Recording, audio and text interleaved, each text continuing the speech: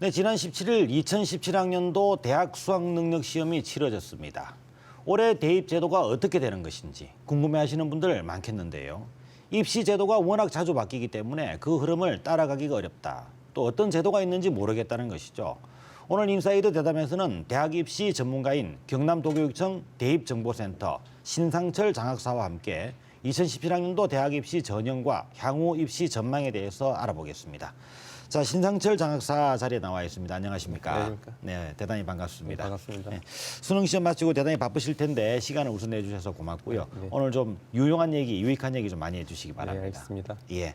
자, 먼저 입시제도 이거 과거 또 저희 때 그리고 지금 또 현재 치르고 있는 입시제도 많이 달라졌지 않습니까? 네. 우선 과거와 현재 학부모 세대와 학생들 세대에 가장 크게 달라진 제도 있다면 어떤 부분을 얘기하실 수 있을까요? 네, 그 수험생을 자녀로 둔 학부모님들 같은 경우에는 현재 입시 제도에 많이 혼란스러워 하시는 게 맞습니다. 네네.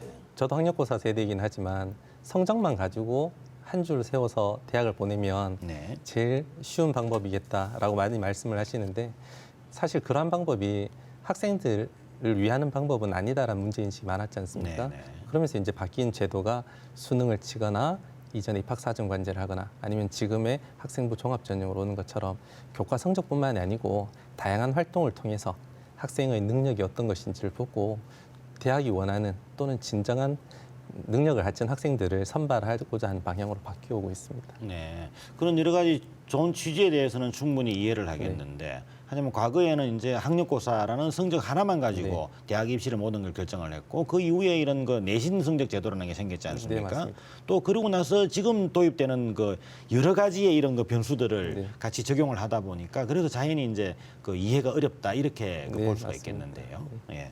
자, 그러면은 조금 전에도 우리 그 장학사님 말씀하셨지만은 수시 모집 그리고 정시 모집 이런 얘기들이 많이 나왔어요. 우선 가장 혼란스러운 부분 이런 것인 것 같은데 말뜻만 보면은 수시는 수시로 모집한다는 얘기인 것 같고 정시는 이런 그 수능 시험을 가지고 모집한다 이런 의미인 것 같긴 한데 이 좀 자세히 좀 설명해 주시죠. 예, 정시 모집은 수능 성적을 가지고 대학별로 전형을 진행을 하고 학생들이 응시하는 것입니다. 그래서 쉽게 말씀드리면 수능 시험 이후에 대학 원서를 내고 대학별 전형에 참가하는 걸 정시 모집이라고 하고요. 수시 모집은 그 수능일 이전에 학생들의 다양한 능력이라든가 이런 것들 다양한 능력을 평가해서 학생을 선발하려고 하는 제도라고 보시면 됩니다. 보통 이제 수시 모집이 대학 입장에서는 조금 더 다양한 능력을 가진 아이들을 선발하려고 하는 목적도 있겠지만 학생들에게는 수능 한 번보다는 다양한 기회를 제공한다는 측면에서 만들어진 제도라고 볼 수 있습니다. 예. 그러면은 현재 이런 그 수능 시험을 치르기 전에 수시 모집을 통해서 이미 합격이 결정돼 있는 그런 그 학생들도 있나요? 예, 수시 모집의 전형을 보면 대학별로 그러니까 학생부 내신이나 활동을 통해서 합격자를 선정하는 대학들도 있고 아니면 수능 성적이 일정 수준이 되었으면 좋겠다라는 즉 수능 최저학력 기준을 제시하는 대학들도 있습니다. 그리고 간혹 이제 면접이라든가 논술 전형에 이제 지원한 학생들은 수능 이후에 당장 이제 오늘 또 어제부터 오늘까지 그리고 다음 주 주말에도 학교별로 이제 대학별로 진행이 되는데요. 면접이나 논술 시험에 응시해서 성적을 또 맞춰줘야 되는 전형들도 있습니다. 그래서 수시가 아직 끝난 것은 아니다라고 보시면 되겠습니다. 아, 네, 그렇군요. 알겠습니다. 어쨌든 지금 그 대학 입시에 대한 그 입학 준비는 지금부터가 그 아주 중요한 시기고 시작이다 이렇게 보면 되겠군요. 네, 그렇습니다. 수시를 마무리하는 것도 학생들에게 필요하지만 혹 수시에서 좋지 않은 결과를 얻다 하더라도 이제 자신이 획득한 수능 점수를 가지고 최대한의 조합을 만들어서 정시 모집에 지원해서 좋은 결과를 얻어야 되지 않겠습니까? 네, 알겠습니다. 자, 그러면 올해 이런 그 대입제도 특징 부분을 좀 더 자세하게 들어봐야 되겠는데요. 가장 당장 이제 지금 적용될 내용들 아니겠습니까? 그 여러 가지로 이전과 달라진 부분들 또 지난해와도 달라진 부분들이 있을 것 같은데 우선 그 올해 같은 경우에 전체 모집 인원이 그 대학의 모집 인원이 줄었다라는 이런 얘기가 나오는데요. 어떻게 전반적으로 파악이 됩니까? 그 지속적으로 학령 인구가 좀 많이 감소하고 있다 보니까 이제 정책적으로 대학의 모집 정원은 조금씩 줄어들고 있는 상황입니다. 그런데 또 언론에서 많이 접하셨겠지만 수시 모집의 비율은 조금 늘어나고 있는 상황입니다. 올해 같은 경우에는 전체 모집 정원의 69.9%, 약 70% 정도를 수시 모집에서 선발을 하기 때문에 수시의 비중이 갈수록 조금 확대되고 있습니다. 네. 전체 대학 모집 정원 자체도 지금 줄은 네, 거죠? 네, 그렇습니다. 예. 하지만 또 반대로 그 입학을 하려는 그 학생들 숫자도 또 줄었다. 예, 뭐 수능 응시하는 학생들도 그렇고 예. 전체적으로 좀 숫자는 감소하고 있는 추세입니다. 네. 그리고 평균적인 경쟁률을 보면은 뭐 과거나 현재나 크게 차이가 없다 이렇게 예, 볼 수 크게 있나요? 차이는 없습니다. 예, 알겠습니다. 그리고 또 하나 지금 이번에 다뤄지는 수시와 정시 전형 네. 어떤 내용들이 있는지 좀 이 부분을 가장 궁금해하실 것 같아요. 네. 어떤 전형들이 있는지 좀 설명해 주시죠. 일단 수시 모집에서 전형은 그 학생부를 위주로 하는 전형이 네, 있습니다. 학생부. 예, 학생부 위주로 하는 전형은 이제 부모님들께서는 내신 성적이라고 알고 계시는 학생부 교과 전형이고요. 네. 또 학생부 교과뿐만 아니고 다양한 활동들을 종합적으로 평가하는 학생부 종합 전형이 있습니다. 네. 그리고 논술 위주의 전형이 있고요. 네. 그다음 실기 위주의 전형들로 구성되어 있습니다. 또 반면에 정시 모집 같은 경우에는 이제 일반적으로 수능 점수를 가지고 지원하는 전형이다라고 알고 계신 것처럼 네네. 수능 위주의 전형이 가장 많은 비중을 차지하고 있고요. 네. 그 적은 인원이긴 하지만 학생부 교과, 학생부 종합, 또 실기 전형 해서 전형 자체는 수시, 정시 각각 4가지 정도로 간소화되어 있습니다. 네.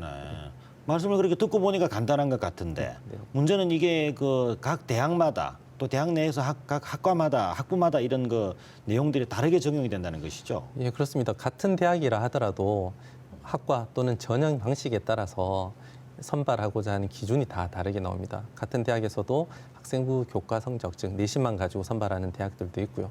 또 한 대학 안에서 학생부 종합이나 논술 전형을 같이 운영을 하기도 합니다. 그래서 큰 틀에서는 간소화되어 있지만 대학이나 학과에 따라서 세부적으로 이제 희망하는 학과를 찾다 보면 좀 경우의 수가 좀 복잡하게 나와서 어려움을 토로하십니다.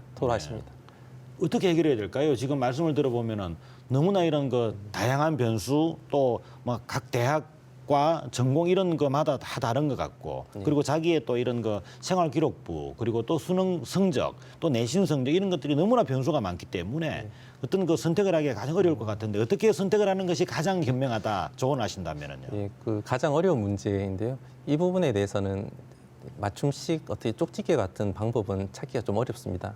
그러다 보니까 대교육 등지에서는 이제 크게 이 정도의 학생이면 이런 전형이 좋습니다라고 안내하는 자료가 있는데요.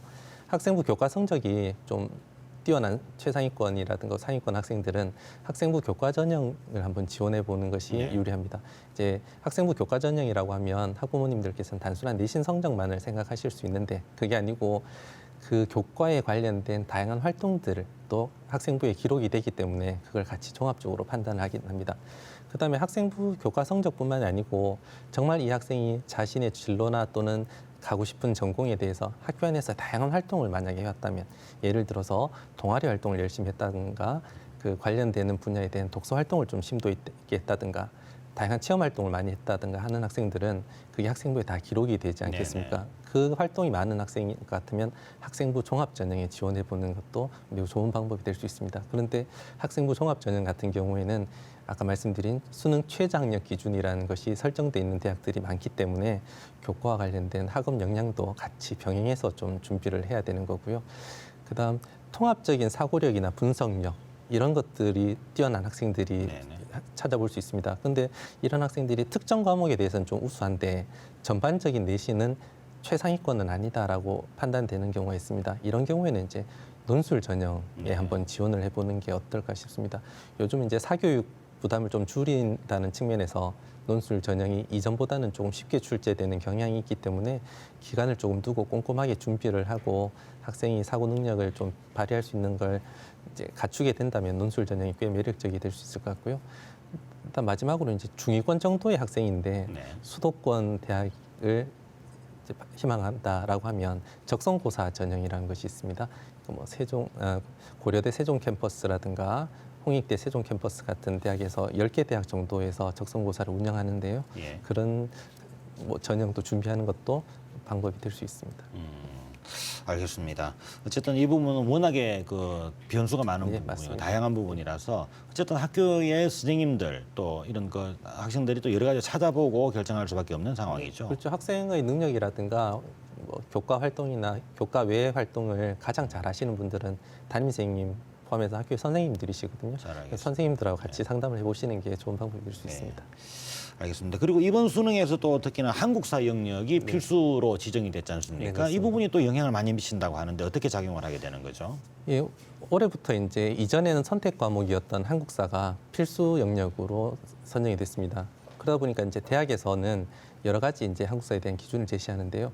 단순하게 한국사를 응시만 해도 이제 된다라고 제시하는 대학들도 있고 일정 점수 등급 이상을 원하는 대학들도 있습니다. 그래서 그 한국사가 절대평가로 진행이 되기 때문에 학생들 입장에서는 점수가 받기 쉽다 이렇게 생각을 많이 초창기에는 했었는데 실제로 학생들이 지난 6월, 9월 모의평가를 봤을 때는 또 그렇게 쉬운 것만 아니다라는 네네. 얘기가 있었습니다. 그래서 그 인문 학생뿐만 아니고 자연 계열 쪽으로 전공을 희망하는 학생들도 한국사에 대한 준비는 조금 미리미리 해두시는 것이 좋을 것 같습니다. 알겠습니다. 자, 그러면은 이번에는 우리 그 경남도 내 대학들은 이번 입시에서 어떤 제도를 채택하고 있는지도 궁금해지지 않습니까? 자, 이 내용부터 좀 간략하게 소개를 좀 해주시죠. 그 전국적으로 보면 특히 이제 수도권에 있는 주요 대학들을 보면 학생부 종합 전형이 비율이 해마다 증가하고 있고 가장 많습니다. 근데 이제 우리 지역에 있는 대학들은 학생부 종합보다는 학생부 교과 전형을 네. 많이 선발을 하고 있습니다.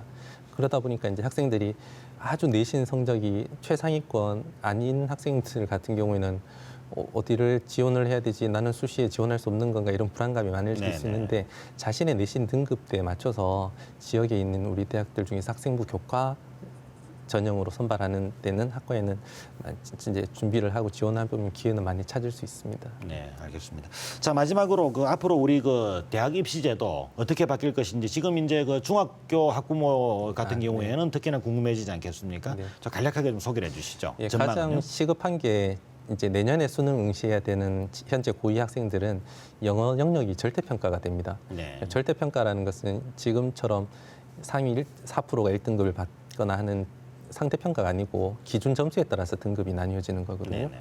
그러다 보니까 이제 영어가 절대평가가 되면 1등급의 비율이 조금 늘어날 수밖에 없는 것이 사실입니다. 대학에서는 그 영어 등급 비율이 1등급 비율이 늘어나다 보니까 변별력을 조금 고민할 수밖에 없고 그러다 보면 이제 국어나 수학, 탐구 과목에서 조금 높은 점수나 변별력을 요구할 수가 있습니다. 네. 이제 당장의 고위 학생들은 그게 발등에 불이 떨어진 거고요.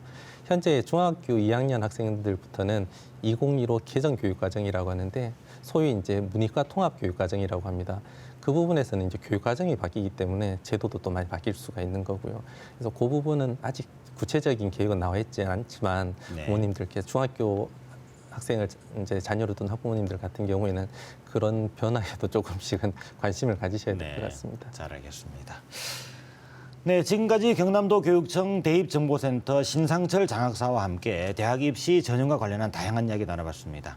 자, 바쁘신 시간일 텐데 오늘 이렇게 나와서 유익한 얘기 많이 설명해 주셔서 감사합니다. 감사합니다. 고생하셨습니다. 네, 이번 대입 수능 시험에 전국에서 60만 명이 응시했습니다. 수능 시험을 치르는 것은 우리 입시 제도가 공정하다고 믿기 때문일 텐데요. 최순실 씨의 딸 정유라 씨가 대학에 부정 입학한 정황이 곳곳에서 드러나고 있습니다. 모든 사람에게 공평한 기회가 주어지고 있고 결과를 공정하게 나와야 한다는 입시 제도의 가장 기본적인 원칙이 무너져버린 것입니다. 수능 시험을 치른 고3 학생들이 촛불 시위에 나서고 있다고 합니다. 균열이 간 입시 제도를 공정하게 다시 바로 세우라는 목소리 무겁게 받아들여야 할 대목입니다. 뉴스인사이드 오늘 순서 여기까지입니다. 시청해 주셔서 감사합니다.